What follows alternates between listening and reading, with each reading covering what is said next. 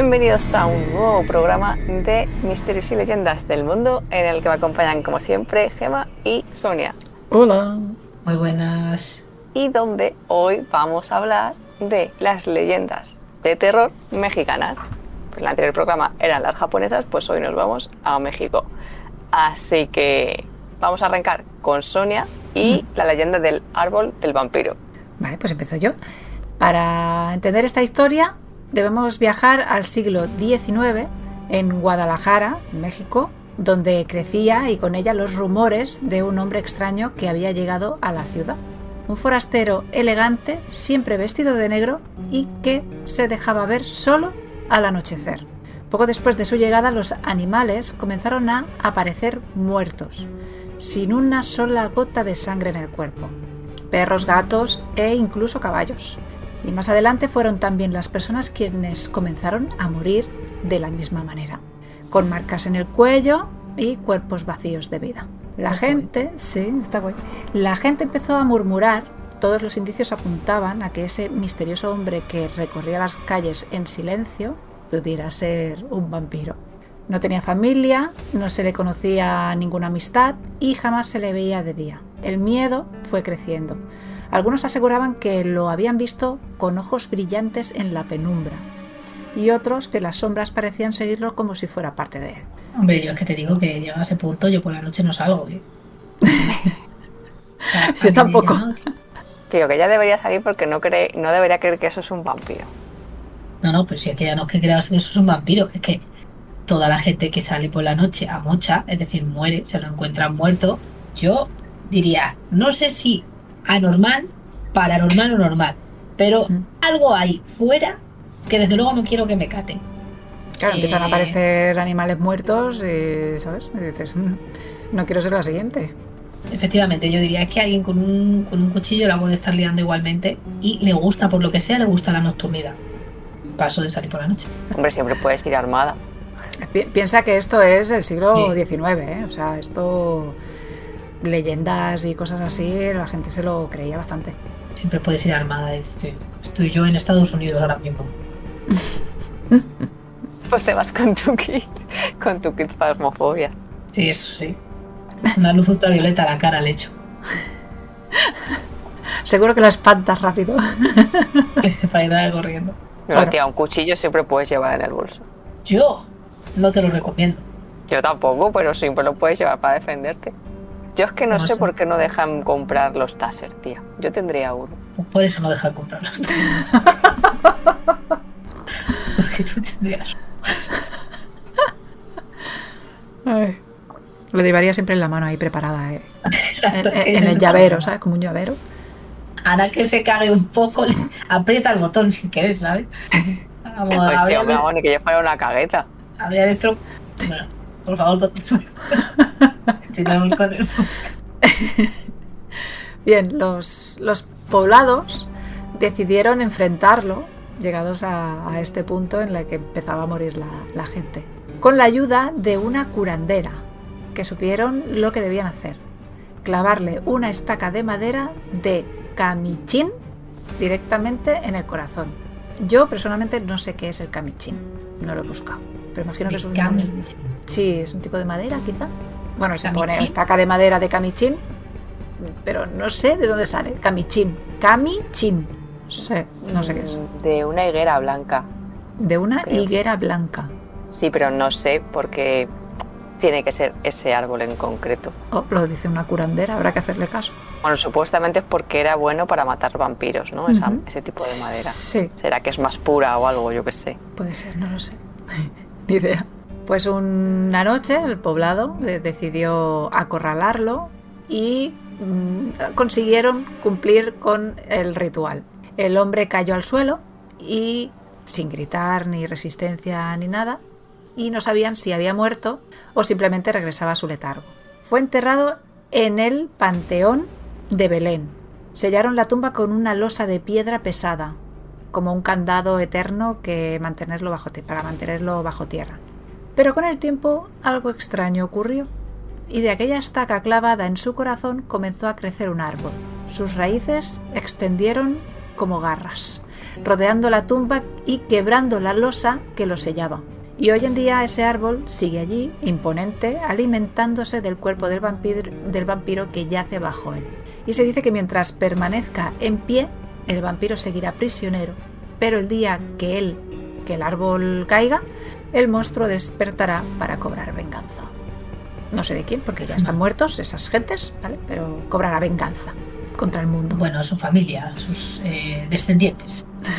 Y vaya, y esta es básicamente la historia del Panteón de Belén, donde hay un árbol donde se supone que hay un vampiro enterrado. Madre mía, me imagino a la gente cuidando el árbol con su vida. Lo guay sería que ahora, ¿no? Desenterrarán lo que hay debajo del árbol y comprobarán, porque si era un vampiro tendría colmillos, ¿no? Lo podrían comprobar fácilmente. No sé. Claro. Hombre, a ver, estropear un árbol, ¿sabes? No sé, hacer un agujero debajo del árbol para que no haya nada. Un árbol centenario tampoco, yo creo que no vale la pena. Vamos a dejar a los árboles centenarios tranquilos, que bastante no tienen. sabe. Sí. ¿Sabes si hay algo o no? Pues ponle que era un señor que era un poco caníbal y ya está. A mí me clavan una estaca de madera de no sé qué en el corazón, sí. Y yo me muero también. Sin grito, con lo que sea. A lo mejor ni grito porque yo me quedo así un poco. Entonces, pues. Esa gente tendría tiempo de examinar el cadáver cuando lo enterró, ¿no? Los que lo mataron. Pero, ¿de qué año has dicho que era esto? Del siglo XIX, y creo que por algún lado he leído que era 1880, pero no lo he apuntado. Ah. Pero lo puedo buscar, porque está apuntado por algún lado. Lo digo porque, a ver, aunque fuera, que a lo mejor no sabrían identificar bueno, en esos años. Mira, el Panteón de Belén fue inaugurado en 1848 y cerró oficialmente para nuevos entierros en 1896, con algunos casos posteriores vía excepciones. Esto de Wikipedia lo he sacado.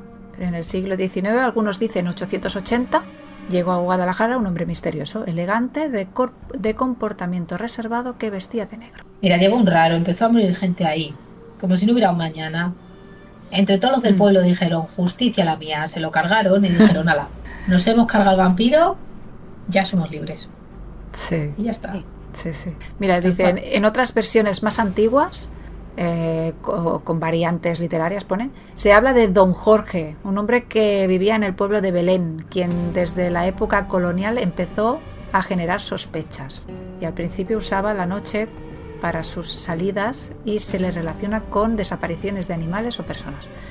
Sí, yo, el Jorge era un asesino en serie, sí, Jorgito. Sí, el Jorgito empezó matando animalicos y al final pues se pasó al otro bando. Y dijeron así, los del pueblo, venga, vamos a hacer nosotros un juicio justo, que sabemos que es este. Y ya está. Y ya está, y no hay mucha cosa más. Podría buscar más cosas y darle la vuelta, pero vaya que bien, resumidito y la historia tal cual es esta. Bueno, es interesante. Sí, está guay. A mí me ha gustado. A mí me parece interesante. A mí, como me gustan los vampiros, pues me ha gustado. Pues siguiente, Gemma, te toca. Voy a contar la leyenda del charro negro. Se llama esta leyenda. Entonces, el charro, ¿vale? Era un tipo que provenía de una familia humilde. Vamos a contar un poco la historia de este señor. Entonces, él, como venía de esa familia, era extremadamente pobre, pero era una persona a la que le gustaba, pues, si podía vestir bien. Entonces, incluso si él se tenía que quedar sin comer para ir bien vestido y con buena apariencia, lo hacía porque para él era importante. Lo que pasa que, por mucho que trabajara, pues, oye, él no ganaba mucho más dinero que el que le podía, digamos, le permitía mantenerse en pie y ya está. Entonces, poco después, mueren los padres de este charro. ¿Qué pasa? Que cuando fallecen los padres, él ya, digamos que cae como en una especie de depresión, no siente que todo en su vida es miseria, ya no es que solo no tenga dinero, no tiene nada. Y él, cuando fallecen los padres, se plantea una cosa que va a cambiar toda su vida, y es que quiere invocar al diablo para pedirle toda la riqueza que él necesita para vivir bien. Entonces no se sabe cómo, pero al final él logra invocar al diablo. El diablo le dice, no te preocupes, vas a tener todo el dinero. Vamos, todo el dinero y más. Vas a tener una cantidad de dinero que no te vas a poder gastar en tu vida. Ya te digo yo. Pero esto no es gratis, amigo, le dijo. Esto no es gratis. Esto es a cambio de algo. Y el otro le dijo, ¿el qué? Y dice el diablo, tu alma. Como pequeño detalle, pequeño apunte, quiero tu alma. Entonces, el charro que le pidió. Poca cosa le pidió. Claro. El charro que creéis que hizo, pues aceptar, porque para él era muy importante, era una persona pues altiva, era una persona creída de sí misma, era una persona que realmente tenía mucha ansia era avaricioso, tenía mucha ansia de tener esa cantidad de dinero y gastarlo en lo que él quería. Entonces al final él lo consigue, tiene una vida pues de despilfarro absoluto, pero obviamente el tiempo también pasa para él y empieza a envejecer. ¿Qué pasa? Que cuando ya se ve él más mayor, claro, empieza a tener muchísimo miedo. O sea, para él, porque se acuerda, es como que ha vivido una vida tan loca que no le había dado tiempo a pararse a pensar, oye, esto es a cambio de un precio. Entonces, para pensarlo, cuando ya, pues, digamos, ha gastado muchísimo dinero, ya la vida tampoco tiene aliciente para él, en ese sentido, porque es como, vale, sí, me estoy gastando todos los días mucho dinero, pero me falta algo, ¿no? Porque encima la gente que estaba a su alrededor, pues al final también estaba por dinero. Sí. Claro. Entonces él dice, vale, el demonio tiene que venir a por mí, entra en un pánico, ya vive todos los días con ansiedad, es decir, ya malvive, ya los días para él son horribles, porque solo piensa en que va a venir algún día el diablo y cuando muera se va a llevar su alma. Entonces, a lo largo de toda su hacienda, él lo que hace es poner cruces a lo largo de toda su propiedad y manda a construir dentro de su propiedad una capilla para que intentar ocultarse del diablo de alguna forma. Entonces coge a su caballo, coge unas cuantas monedas de oro y sale corriendo. O sea, él intenta huir del diablo. Pero el diablo le encuentra. El diablo le encuentra, evidentemente, y le dice, amiguito, ¿tú crees que puedes huir de mí? ¿Sabes? ¿Dónde vas? Y entonces está con su caballo, el caballo va a defenderle al charro y muere él y su caballo, o sea, los dos. Claro, o sea, el demonio va tocando y se van consumiendo los dos hasta que quedan prácticamente solo, vamos, el esqueleto. Entonces, cuando fallecen los dos, el diablo le dice, ahora vas a estar en el inframundo, pero me vas a, como has tenido esta actitud tan cobarde que no querías cumplir tu pacto, tu parte del trato, has intentado huir, lo que vas a hacer es que tú vas a vagar por la tierra buscando a hombres y mujeres solitarias, a gente solitaria que veas por ahí, y le vas a ofrecer un atajo, porque o bien le vas a ofrecer, si están haciendo un camino largo, oye, pues yo te lo puedo hacer fácil si quieres, o le vas a ofrecer dinero, le vas a ofrecer facilidades para la vida, atajos o dinero, y a cambio de su alma. Si alguno de ellos te lo acepta, si alguno de ellos te acepta ese atajo y ese dinero, entonces tú, por así decirlo, podrás ser libre, pero si no vas a estar condenado de por vida a vagar buscando personas que acepten ese trato. Y claro, la leyenda cuenta que si te encuentras a alguien en un caballo, un charro negro, porque es un charro que va con un traje negro, claro, en un caballo, que te ofrece dinero, te ofrece facilidades, que no lo aceptes, porque la leyenda cuenta que es él intentando, por así decirlo, que alguien ocupe su lugar. Y claro, esa vale el culo. Y esa es la leyenda, porque realmente su alma está condenada de por vida, igualmente en el inframundo. Bueno, es como lo típico, no... ese señor que da los caramelos, no le hagas caso, no te acerques. ¿Sabes? Es una historia así parecida. El señor, si te ofrece dinero, no lo aceptes. Como la historia típica de los nenes pequeños, pero sí, con la típica historia, aparte esta de moraleja, de pues, si alguien al final te está ofreciendo riquezas. O sea, me refiero que al final la avaricia tiene un precio. No aceptes dinero de un desconocido. O no aceptes, sí. Porque la avaricia rompe el saco, sí. Sí. Entonces, bueno, esa es la leyenda de México, que la verdad es interesante. Sí, está guay. Me ha gustado también. Está chula. Y esa es la leyenda del charro negro. Así que nada, si alguien algún día se encuentra un señor de negro a caballo, ojo matojo, a caballito, y que cada vez será más raro, y cada vez dirá la gente que haces en un caballo, ¿no? Ahora mismo. Y te ofrece ese tipo de cosas, tú le dices, no señor, yo si tengo que andar 100 kilómetros ando 100. Dinero se lo queda usted. Bueno, alguno habrá aceptado y a lo mejor ya se ha cambiado las tornas. Claro, quién sabe, a lo mejor el charro siempre va a existir porque alguien ocupa su lugar, pero... A lo mejor ya no va a subir en un caballo, va a subir en un coche. Dicen que porque, claro, no, es que el caballo también fue condenado a vagar con él. Ay, pobre. Ay, qué lástima. Sí. Ha dado más pena el caballo que... Sí, ese caballito solo quería defender a su dueño. Mira, de verdad. No hacía falta, ¿eh? Matar al caballo también. Bueno, pues nada. Pasamos a la siguiente leyenda que me toca a mí. Y es la del fantasma de la monja. Que bueno, la verdad es que me ha recordado a la película de La Monja 2, por donde pasan las cosas. Pero bueno, esta historia pues, sucedió en el siglo XVI, en las calles de Guatemala y Argentina, en el centro histórico de México. Y la protagonizan los hermanos Ávila, Alfonso, Gil y María. Que bueno, era una familia, ¿no? Que adinerada y con buena posición económica. Y que vivía pues una vida llena de lujos y vamos, la buena vida.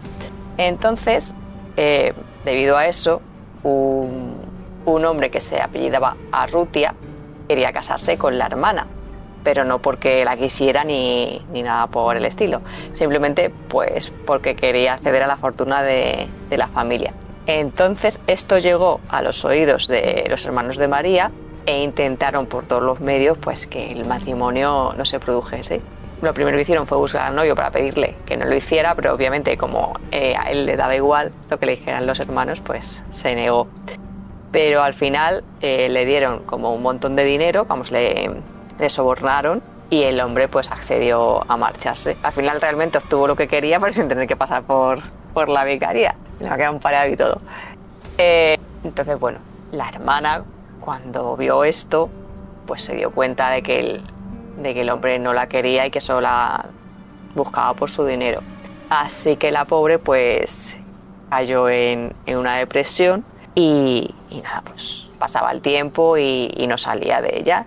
Hubo 2 años así, en una depresión profunda, y entonces los hermanos, como no sabían qué hacer para ayudarla, pensaron que sería buena idea meterla en un convento, bueno, recluirla en un convento.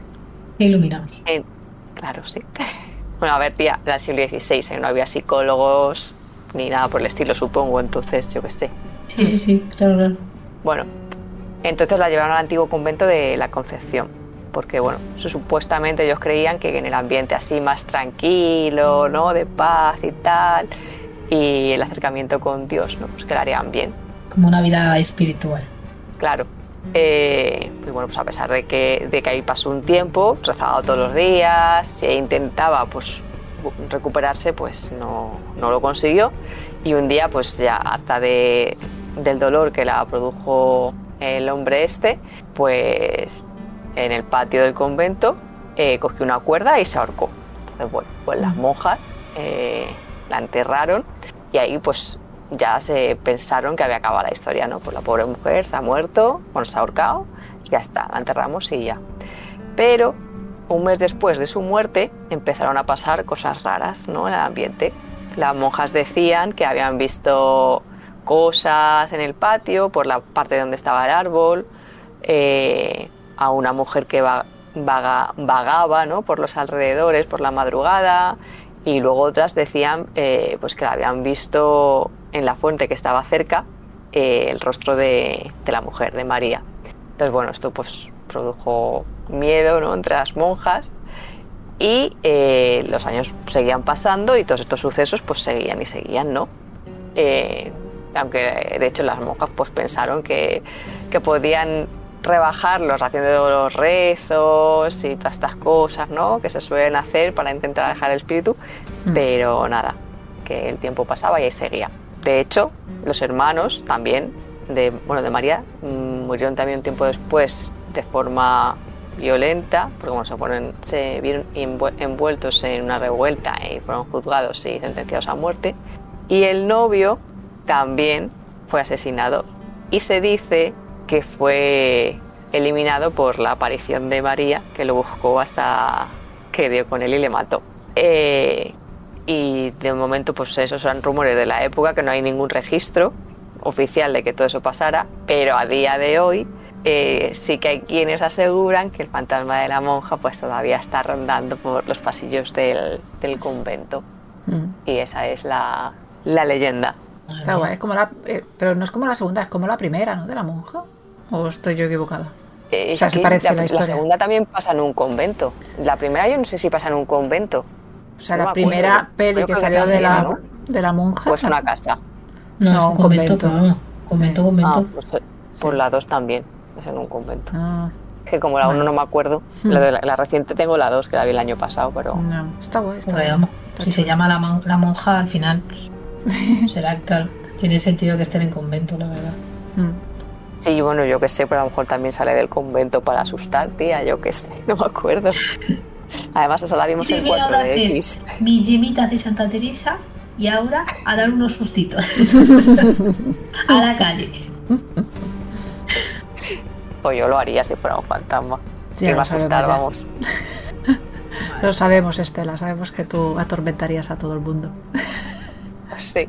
La gente diciendo, madre mía, qué por culo, fuera se ha muerto. Ya podría seguir viva, la gente deseando eso, pero por otros motivos, claro. Hombre, es que si eso existe, lo haré. Lo haré. Y sufrirán mi ira. Ya ves tú la ira, dice. Si es que ira, dice. Bueno, todo lo que se pueda hacer, yo lo voy a hacer. Abrir puertas, cerrar puertas. Lo que dé más susto, da igual. No, me aparecerle los espejos, que yo creo que eso da más susto. Ah, lo tienes pensado, ¿no? Sí. El espejo, claro. Estela, y pum, aparece Estela en el espejo.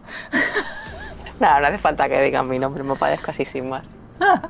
Sí, eso, o aparece alguien de maestro de la costura diciendo Estela, pero bueno. Joder, qué malo, tía.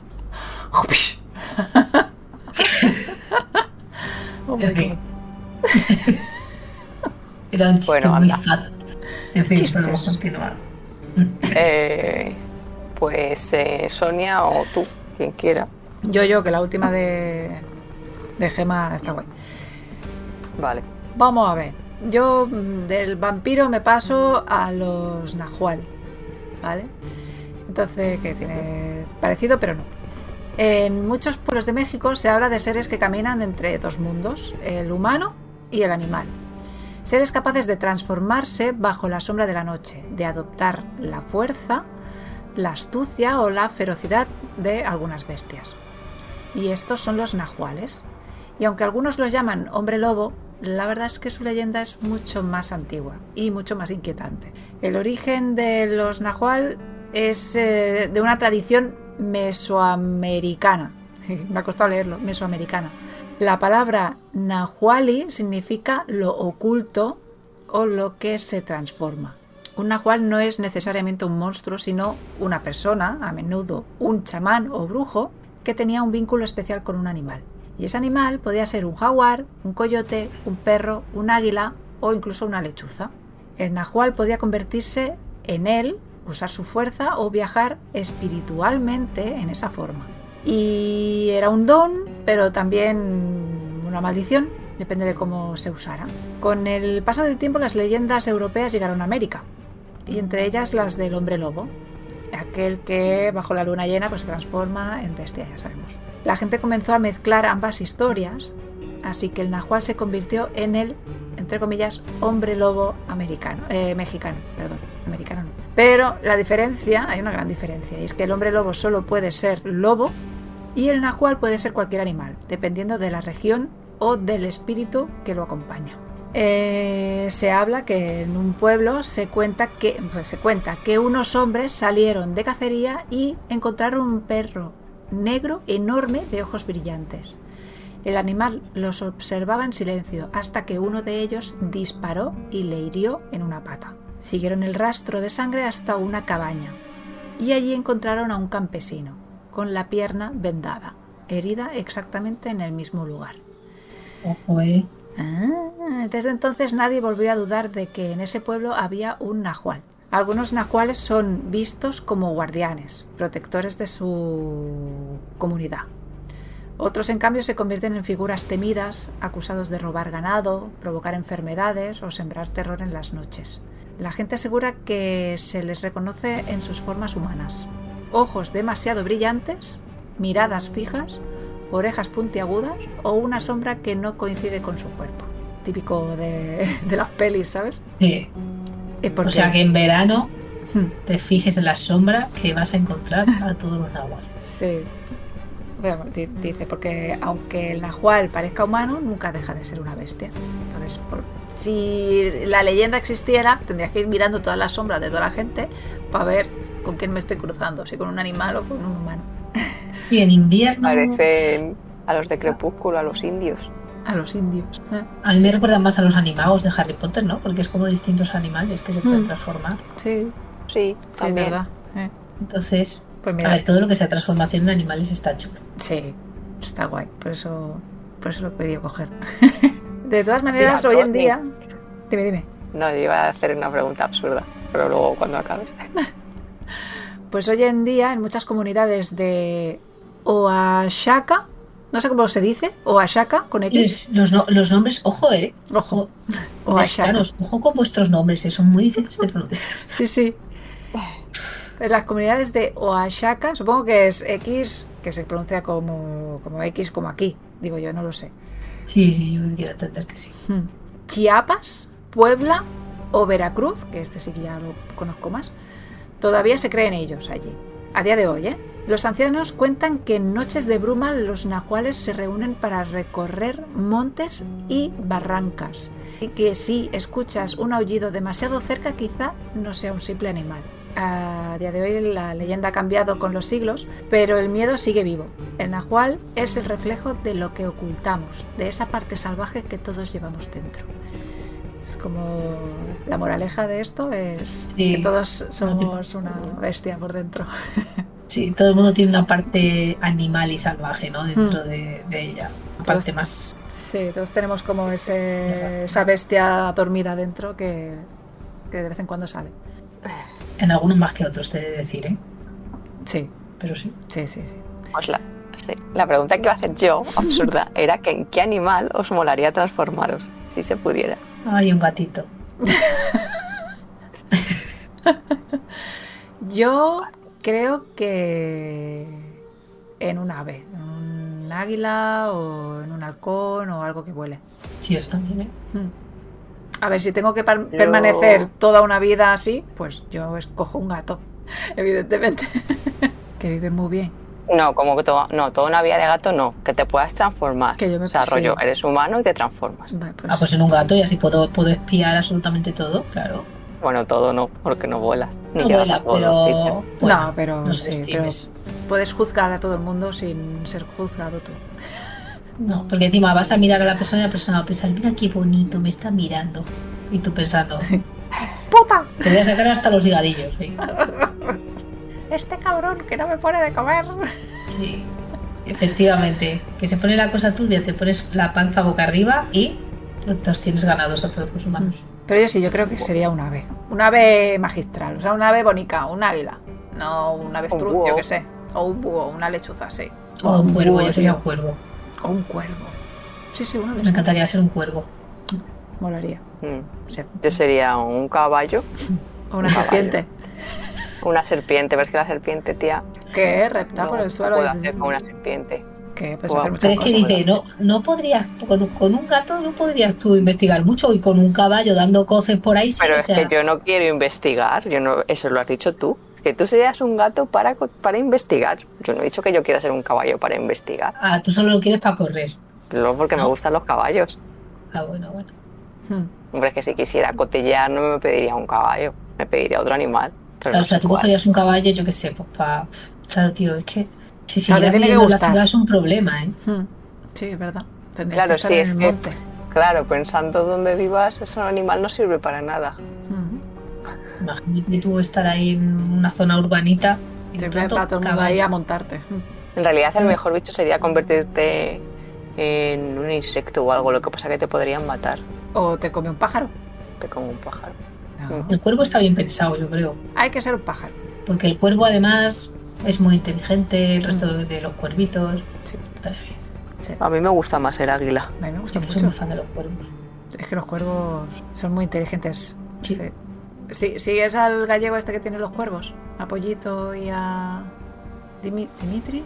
Ay, ahora no me acuerdo si se llama Dimitri el Pollito. Hay el uno que cuervo. dice hola, hola. Hola. Ese. Hola. Sí. Bueno, hay otro que también dice hola. Luego te lo Pues luego te lo los busco. que hablan. ¿Eh? Los cuervos hablan, sí. Sí. No sabía. Aprenden a hacer sonidos. Creí que Se eran estima solo que los loros. cuervos tienen una inteligencia ahí con los chimpancés o más. Ah, Sí, son muy listos. Sí, sí. Mm. Sí, son inteligentísimos. pero no superan a los delfines, ¿no?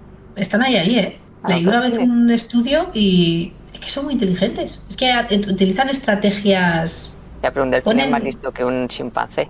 Ya, pero por ejemplo, ponen un vaso para que saque algo y el cuervo lo que hace es, para que salga el agua, echa piedras para que suba el nivel del agua Sí. en el vaso. Sí, hace cálculos mentales de ¿Qué que, yo dices no, tú? que yo no haría, ¿sabes?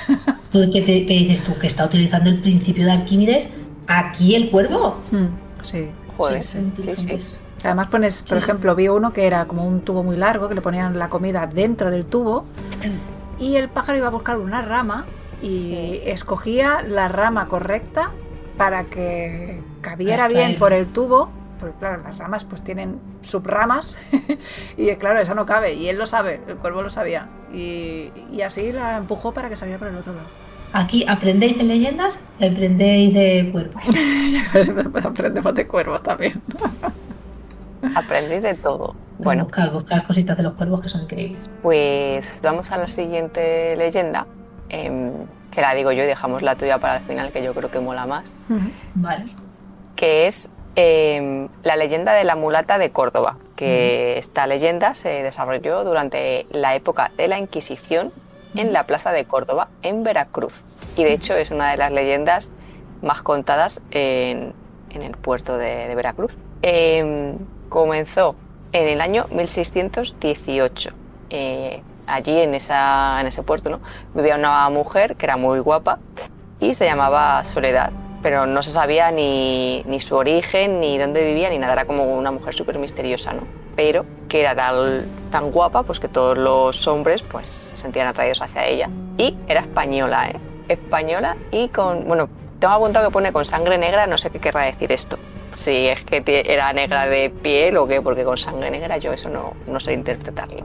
Pero bueno, el caso. Era una tía pues que básicamente, pues vamos a decir que era como una chamana, ¿vale? Porque aquí se dedicaba a la medicina, con plantas y cosas de estas, ¿no? Y podía predecir tormentas, eclipses, temblores, terremotos y tal. De hecho, pues la gente acudía a ella para curar enfermedades con hierbas. Y luego también estaban los que no se fiaban y afirmaban que la mulata... Ah, claro, mira la mulata. Ahora ha caído. Sangre negra porque es negra, por eso se la llaman mulata. Bueno, da igual. Bueno, hay quienes decían que tenía un pacto con el diablo, ¿no? Y que por eso pues podía estar en dos lugares al mismo sitio. Pues a lo mejor me imagino yo que se lo inventarían, ¿sabes? Dirían, pues he visto a esta y que la confundirían con otra. Total, que como estábamos en la época de la Inquisición y la acusaban de brujería, claro, pues la arrestaron y la llevaron a la prisión de San Juan de Ulúa.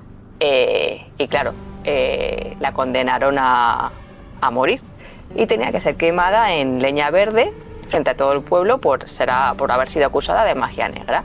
Entonces la mujer, un día antes de que la quemasen, le pidió al carcelero que le consiguiera un trocito de carbón y con él dibujó un barco en la pared, ¿no? Entonces al día siguiente, por la mañana, cuando el carcelero entró al calabozo, vio pues la obra de arte que había pintado la mulata en la pared. Le dijo que era un dibujo muy bonito y ella le preguntó que si le faltaba algo a su barco. Y el hombre le dijo, pues falta que navegue. En ese momento la mujer saltó al barco, o sea, al cuadro, entiendo, y desapareció en el dibujo.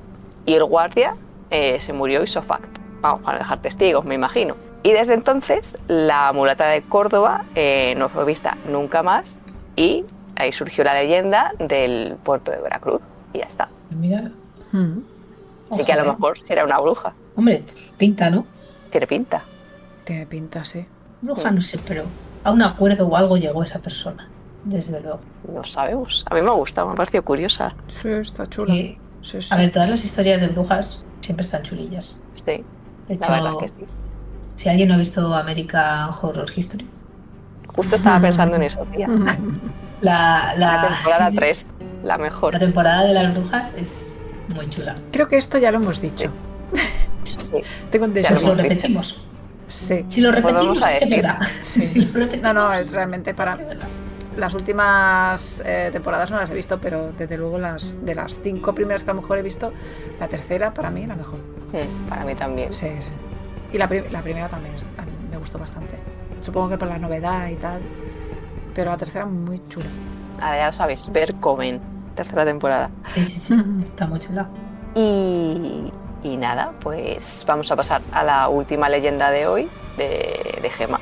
Sí, antes de pasar a mi última leyenda, como sé que la gente está ahí con el come de quién es más inteligente, he estado buscándolo y en resolución de problemas físicos, los cuervos dicen que a veces superan a los chimpancés y en inteligencia social y cultural los chimpancés y los delfines están por encima de los cuervos. Son mucho más avanzados en ese sentido. Tienen una inteligencia social, claro, un chimpancé y cultural que no la va a tener un cuervo. Dicho esto, que sé que no estabais sin dormir, la gente que habéis escuchado antes, ya hemos resuelto esto. Ahora vamos con la última historia. La última historia nos tenemos que ir a 1950. Nos vamos. O sea, hace poquito. Hombre, no hace No nos tanto. tenemos que ir muy lejos. Muy bien, muy bien. Por eso, hace poquito. 1950. Hay un sitio en México que no puede tener un nombre normal. Son los canales de Xochimilco. Me cuesta mucho pronunciar estas cosas. Entonces, en esa zona hay una islita, ¿vale?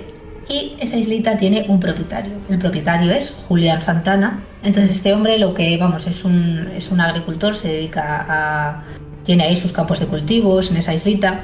Entonces, él se dedica a eso todos los días y vive en Asunción, ¿vale? En México, en el barrio de Asunción, vive ahí. Entonces, él un día está en esa isla, está paseando tranquilamente y en el río, cuando está por una zona en concreto, en la orilla ve como un cuerpo.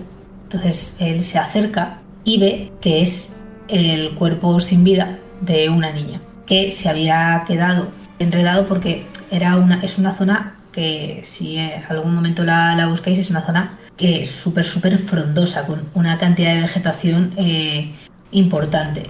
Entonces dicen que la niña se ha quedado atrapada en las raíces de un lirio y se ha ahogado. Entonces esto a Julián, ¿vale? Esta historia, Julián ha existido, no es una cosa mitológica, es decir, todo esto es real.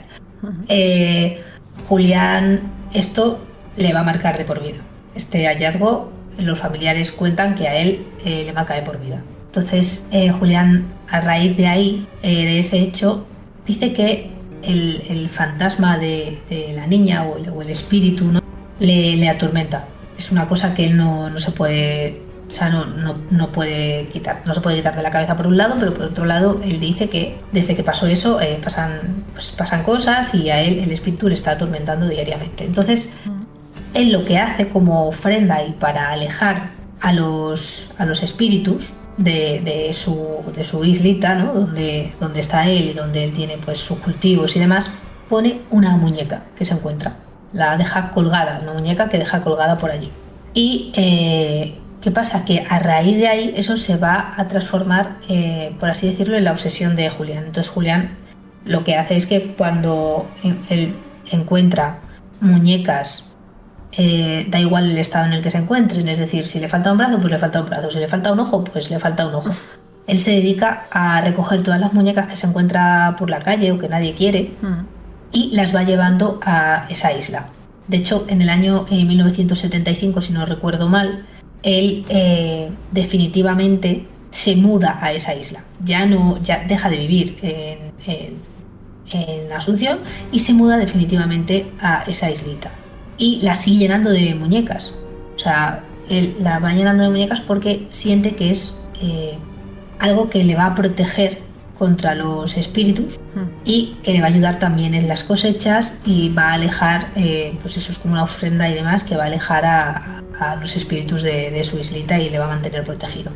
Entonces, ¿qué pasa? Obviamente empieza a llamar la atención de los vecinos, que ven que aquello está lleno de muñecos y de muñecas y quieren ir a visitarla de alguna forma. Entonces él llega un momento que dice que sí, que no hay problema, que vayan a visitar su isla, pero a cambio le tienen que llevar una muñeca. Entonces, pues la gente, esto hace que se amplíe todavía más todo eso y llega un momento que toda la isla, absolutamente toda la isla, invito a la gente a que busque las imágenes en internet, está llena de muñecas. Absolutamente toda la isla, porque él no discriminaba ninguna muñeca. Entonces, ¿qué pasa? Que tú llegas a esa isla, te bajas y te encuentras muñecas de todo tipo que están colgando por toda la isla, unas junto a otras, como una especie de santuario. A una le falta, pues eso, están deterioradas, a una a lo mejor le falta un ojo, una a lo mejor prácticamente solo tiene el torso, es decir, te encuentras todo eso, así que os podéis imaginar un poco el mal rollo que puede dar ver todo eso, pero también el atractivo turístico que supone. Esto aquí no acaba porque, bueno, Anastasio, que es el sobrino de Julián, está mucho con su tío en esa isla. Y un día el tío, en el año 2001, bueno, ya se lo había comentado antes, que parecía que había una... Como que le dijo a su sobrino, siempre ha habido en el agua una sirena que ha querido venir a por mí, ¿no? O sea, que me ha querido matar, que se ha querido llevar mi vida. Y pues el sobrino no le da ningún tipo de importancia, entonces Anastasio dice, bueno, sí, entonces se va a trabajar. Y cuando vuelve se encuentra a su tío muerto a las orillas de ese río, en la zona más o menos, pues no sé si por donde supuestamente se había encontrado el cadáver de la chica o donde dijo él que la sirena se lo quería llevar, ¿no? Sí. Y le hacen la autopsia y ha muerto de un ataque al corazón, de un infarto. Entonces esto lo que hizo fue acrecentar todavía aún más la leyenda. Y Anastasio dicen que siguió recogiendo pues muñecas y colgándolas en los árboles como homenaje un poco a su tío, para que las almas de los difuntos pues no, ¿sabes?, no pudieran atormentar a nadie. Y desde entonces pues se ha convertido en un atractivo turístico aquello increíble, porque claro, ahora va muchísima gente a verlo. Y lo único que es verdad que estuve buscando y por lo visto como que no había un registro claro de que en aquella época se hubiera encontrado a una niña fallecida en esas condiciones, pero él, o sea, Julián dijo que se la había encontrado. Entonces, bueno, no sé qué parte de toda esta historia pues podrá ser más fábula, ¿no? O parte real, pero bueno, pues es lo que se cuenta, ¿no? O lo que al menos han contado los familiares o la gente que estaba allí, ¿no? Que pasaba que eso fue como un punto de inflexión. Dicen que se encontró el cadáver de esa niña, eso marcó un antes y un después. Empezó a poner esa muñeca como ofrenda y desde entonces a recoger muñecas y a recoger muñecas y a recoger muñecas hasta que hizo esa isla y es muy curiosa. De hecho es eso, es un atractivo turístico y la gente vaya a verlas. Y ya está, y esa es la historia de la isla de las muñecas. Es muy popular allí esta historia y bueno, hay gente que va de turismo allí, que ya lo has dicho, porque es que vale la pena, tío. Es que es increíble ese lugar, que no es un arbolito lleno de muñecas, ¿sabes? Que es toda una isla llena, repleta de muñecas y muñecas eso, bastante deterioradas a causa pues de eso, ¿no? Pues de que están estropeadas, o incluso de la lluvia, del viento, de las tormentas y esto, pues que se han ido estropeando y llevan, bueno, es que da un mal rollo. Y yo creo que, no sé, un poco, ¿cómo se dice? Sugestión cuando vas allí tienes que tener sí o sí. De ver, yo a la de gente sentir. Que le gustan estos temas, si viaja a México y tiene la oportunidad, yo me acercaría. Yo sí. Porque es muy curioso, la verdad, esa isla. Fíjate que aquel hombre pues lo empezaría a hacer pues por su, ¿no? sus ideas o sus creencias de que aquello pues, repelía malos espíritus, mejoraba las cosechas, ¿no? O ayudaba, ¿no? Pero al final es que hizo algo que es tan llamativo que es que claro, imagínate ser tu vecino o vivir por la zona, ver todo eso, te llamaría muchísimo la atención y sí, yo sí que le pediría, ¿no? Oye, ¿puedo ir a tu isla a verla? Oye, pues mira, me traes una muñeca, perfecto. Sí. Pues déjame ir a verla, porque es un espectáculo. Pues si quieres venir, me traes una muñeca. Sí, sí. Me parece un espectáculo, sí, sí. Pues yo voy a hacer un apunte porque me gustó bastante y es que si no tenéis la oportunidad de ir a México a verlo, pero os gusta mucho esto, tenéis un escape room muy, muy increíble y muy chulo de la Isla de las Muñecas en Barcelona, en la provincia de Barcelona, en Sant Fruitós de Bages. Sant Fruitós del Bages está en la carretera de Tarragona número 5. Es uno de los mejores escape room de terror que he hecho yo, con diferencia. Es increíble, es como estar en la isla, pero no estás en la isla, evidentemente. Yo lo recomiendo mucho, si a alguien les guste los escape rooms y pasar un poquito de terror, solo por verlo cómo está montado. Ojo, sí. Ese dato que os lleváis para la gente que vivís por aquella zona. Para los escapistas, para aquella zona o los eso. Que se pongan bueno, aquí los que vayan ahí para hacerlo. Sí, sí, sí. Turismo de skate. Vais allí. Sí, os gusta el de terror, si no, porque os va a dar un jari. Sí, no. Si no, no. O sea, si no os gusta el terror, desde luego no vayáis porque os va a dar. ¿Me dio a mí? Entonces mejor. Sí, muy chulo, de verdad. Muy...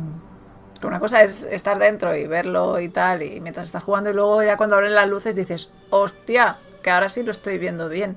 Vale la pena ir, la verdad. Sí. Y si no recuerdo mal, hay una sorpresa en el baño de ese escape room que vale la pena ver también. Solo voy a decir eso.